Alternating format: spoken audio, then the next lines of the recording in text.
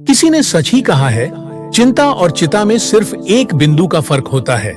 इस दुनिया में कुछ लोग बेवजह चिंता करते हैं, बिना किसी कारण के ही अपने आप को और मन को परेशान करते रहते हैं। चिंता हमें बीमार करती है।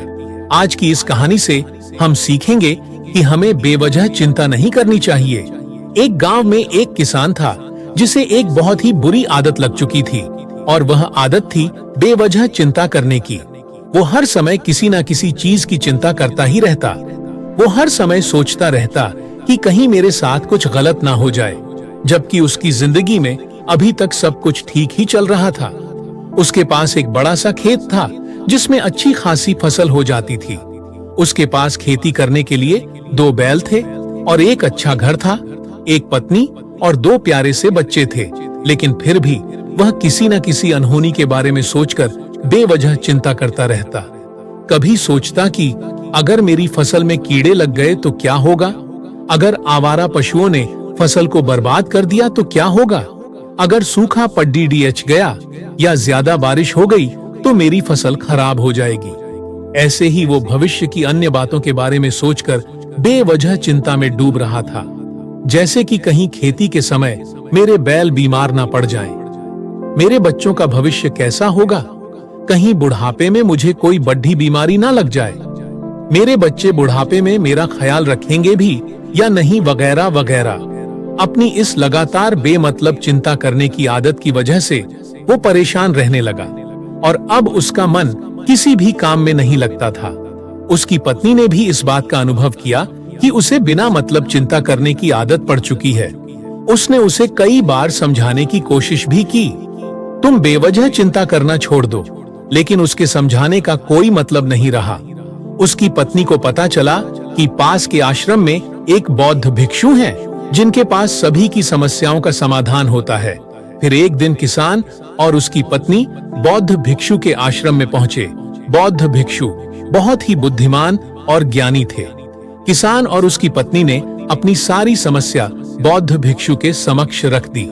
किसान ने कहा, महात्मा, मैं हर समय किसी न किसी बात की चिंता करता रहता हूँ। मैं ज्यादातर उन बुरी चीजों के बारे में सोचकर चिंतित होता रहता हूँ जो अभी तक मेरे साथ हुई भी नहीं। किसान की समस्या को पूरे ध्यान से सुनने के बाद भिक्षु ने कहा, ठीक है, तुम दोनों कल सुबह आना और फिर मैं तुम्हें तुम्हारी समस्या का समाधान बता दूंगा। अगली सुबह जब किसान और उसकी पत्नी बौद्ध भिक्षु के आश्रम में पहुंचते हैं तो देखते हैं कि बौद्ध भिक्षु बहुत ही चिंतित अवस्था में जमीन पर पालथी मारकर बैठे हुए हैं और उनके सामने एक दूध से भरा गिलास रखा हुआ है। बौद्ध भिक्षु बार बार उस दूध के गिलास की तरफ देख रहे हैं और फिर कभी अपना हाथ अपने सर पर रखते तो कभी जमीन पर। वह बहुत ही चिंतित और बेचैन दिखाई दे रहे थे।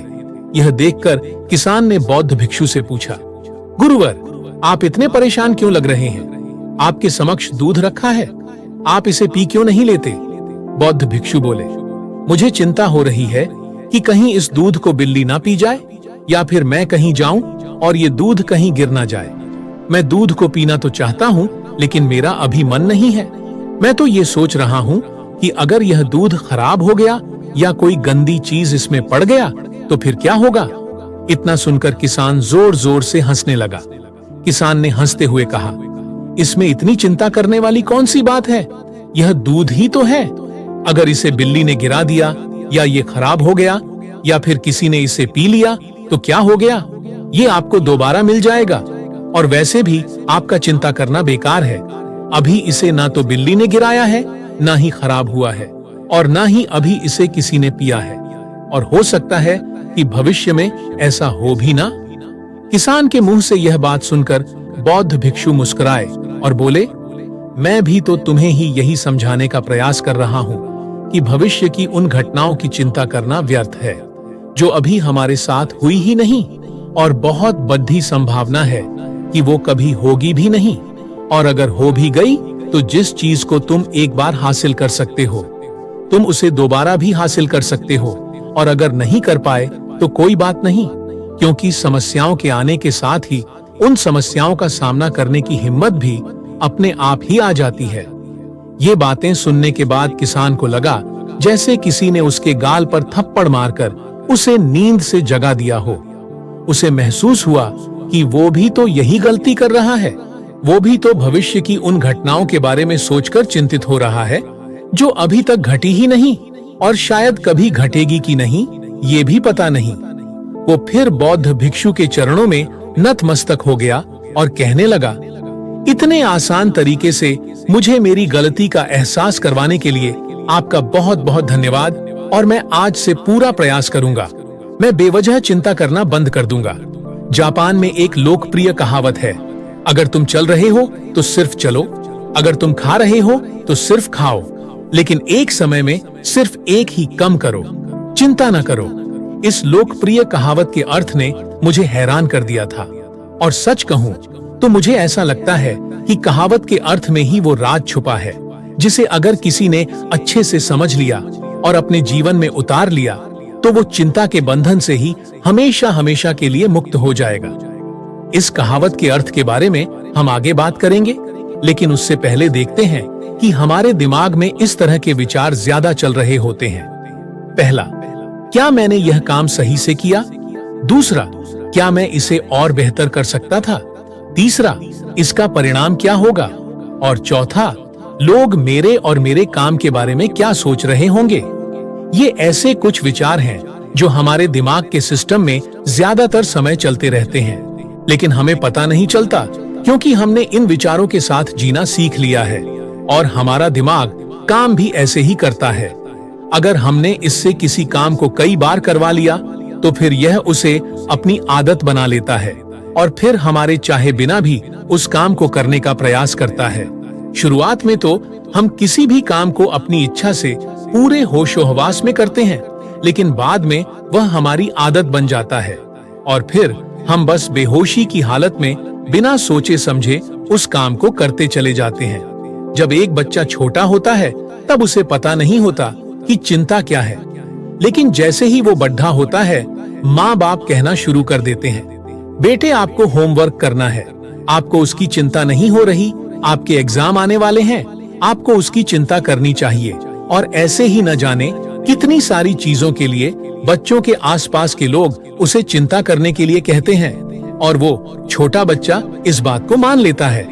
अच्छा, किसी भी काम को करने के लिए हमें उसकी चिंता करनी पड़ती है और फिर वह भी किसी काम की घटना के बारे में बार बार सोचने लगता है। शुरुआत में तो वो यह काम जानबूझकर करता है, लेकिन धीरे धीरे उसका मन इसे अपनी आदत बना लेता है और फिर ना चाहते हुए भी उसका मन एक ही विचार के बारे में बार बार सोचता रहता है और फिर वह अपनी पूरी जिंदगी चिंता के इस जाल में फंस कर रह जाता है। लेकिन अब प्रश्न यह उठता है कि इसका समाधान क्या है? तो इसका समाधान है ऊपर बताई गई जिन कहावत यानी जागरूकता। हमें अपने विचारों के प्रति जागरूक होना पड़ेगा। हमें थोड़ी देर रुककर इस बात पर ध्यान देना होगा कि कहीं हम ना चाहते हुए भी एक ही घटना के बारे में तो बार बार नहीं सोच रहे हैं। हमें पूरी जागरूकता के साथ यह देखने का प्रयास करना होगा कि पूरे दिन हमारे अंदर इस तरह के विचार उठते रहते हैं। अब आप पूछ सकते हैं, केवल जागरूकता क्या करेगी? मैं कहता हूँ यह काफी है। यह मन को शांत करने के लिए पर्याप्त है, मन को अपने स्वभाव का एहसास करने के लिए पर्याप्त है और जीवन में जागरूकता लाने का सबसे आसान तरीका है ध्यान करना।